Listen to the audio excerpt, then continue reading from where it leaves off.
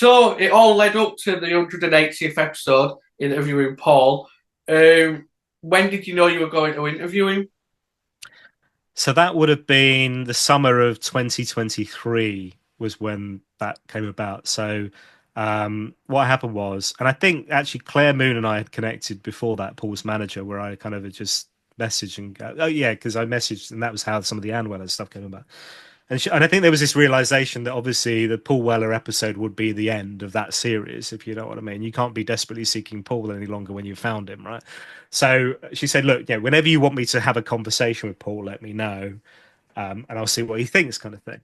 And what I could also see was there was this kind of momentum building where I'd bump into people, and even like I bumped into a cabbie, Ricky, and he went. And he drives Paul around sometimes, and he was like, "Oh yeah, I've mentioned it to Paul. He's heard of it."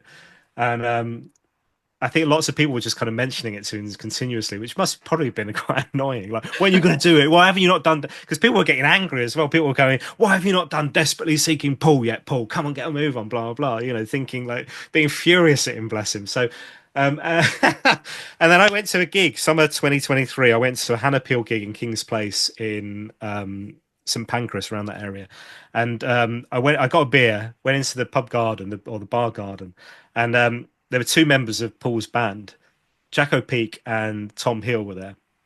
And I wandered over and was like, "Hi, guys." And just around the pillar was Paul Weller. No, hello, oh, hello. And he went, "Oh, hi, Dan, how's it going?" He knew who I was, which is just very odd. And then we got chatting, and he was saying how great the podcast was, and how he thought it was like an amazing body of work. And then he said, "Oh, you need to turn it into a book. There's so much. It will be like the most complete autobiography or biography," was what he said. So I said, "Well, yeah, but you need to come on."